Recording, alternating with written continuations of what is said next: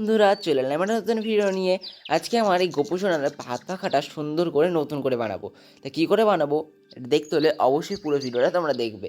তার জন্য দেখো, আগের যে পাখাটা ছিল সেই পাখাটা থেকে যে কটা পালক ভালো ছিল সে কটা আমি আলাদা করে বেছে নিয়েছি।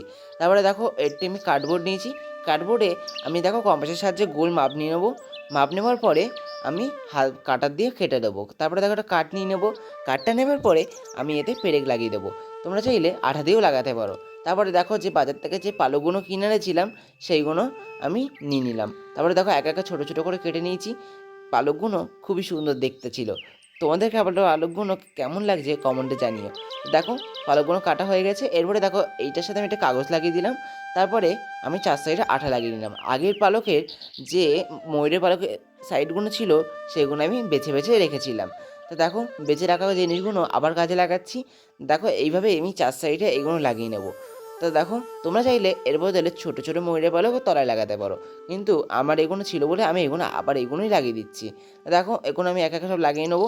লাগানোর পরে যে বড় যে ময়ূরের পালক ছিল এর উপরে সেগুলো লাগাবো। তার জন্য দেখো, এটা তো এখনও কাঁচা আছে, এটা শুকোনোর জন্য এর উপর কিছু একটা দিতে হবে। তার জন্য দেখো, এখানে আমি আগের কাগজের যে গোল কার্ডবোর্ডটা ছিল সেইটা আমি নিয়ে আঠা দিয়ে এর উপরে সুন্দর করে চেপে দেবো, যাতে এগুলো একটাও না ওঠে। দেখো, চেপে দেওয়ার পরে আমি কিছুক্ষণ রেখে দেবো শুকোনোর জন্য। শুকোনোর পরে ময়ূরের চার সাইডে পালকগুলো আমি সুন্দর করে কেটে দেবো। কেটে দেওয়ার পরে দেখো কি সুন্দর লাগছে। এরপরে আমি যে পালকগুলো কিনে এনেছিলাম সেইগুলো একে একে এর উপর লাগিয়ে দেবো। তার আগে জায়গাটা পরিষ্কার করে নেই।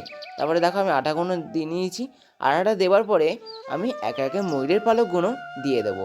দেখো, একটা দিয়েছি তাতেই এত সুন্দর লাগছে, তাহলে ভাবো সব কটা পালক দিলে কেমন লাগবে।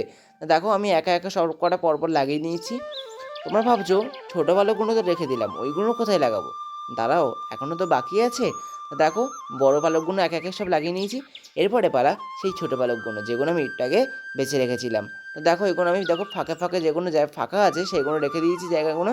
তারপরে দেখো, আমি আঠা দিয়ে লাগিয়ে নিয়েছি। তারপরে মাঝখানটা একদম বিচ্ছিরি লাগছে। আগের ফাঁকাটার ফুলটা আমি রেখে দিয়েছিলাম, সেইটাই কাজে লাগাবো। দেখো, ফেভিকুইক দিয়ে আটকে নিয়েছি এবং মাঝখানে একটা ফুল অ্যাড করে নিয়েছি। এরপরে দেখো, চার সাইডে পালকগুলো বেরিয়ে আছে বলে একদম ভালো লাগছে না। তার জন্য ভাবলাম এইটা আবার একটু কাটিং করি। ওই জন্য দেখো, কাঁচি দিয়ে আমি সুন্দর করে কাটিং করে নিয়েছি। চার সাইডে দেখো, আমি পালকে যে বাড়তি অংশটা ছিল সেইটাও কেটে দিয়েছি। এরপরে মাথা এলো, কাঠটাতে এত বিচ্ছিরি লাগছে কেন, কাঠটাতে কিছু ডিজাইন করে যাক। তারপরে দেখো, আমি একটা রিবন বের করে নিয়েছি। রিবনটা বের করে দেখো, আমি একসাথে পুরো কাঠটাতে প্যাচিয়ে প্যাচিয়ে প্যাচিয়ে প্যাচিয়ে পুরো শেষ পর্যন্ত নিয়ে যাব। তারপরে দেখো, আমি আঠার সাহায্যে পুরোটা লাগিয়ে নেবো। তা কেটে নিয়ে দেখো, পাখার ডানাটা কত কত সুন্দর লাগছে। আমি এর তলায় কিছু জড়ি অ্যাড করে দেবো। দেখো, কি সুন্দর পাখাটা লাগছে। তোমরা চাইলে এরকম বাড়িতে অবশ্যই ট্রাই করতে পারো।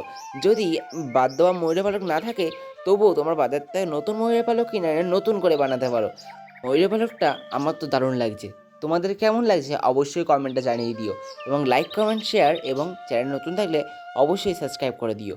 আর আমি এবারে একটা নতুন ক্যানভাস কিনেছি, তোমরা চাইলে কমেন্টে জানাতে পারো যে ক্যানভাসে কী ড্রয়িং করবো। তাহলে আজকে এই পর্যন্ত, টাটা।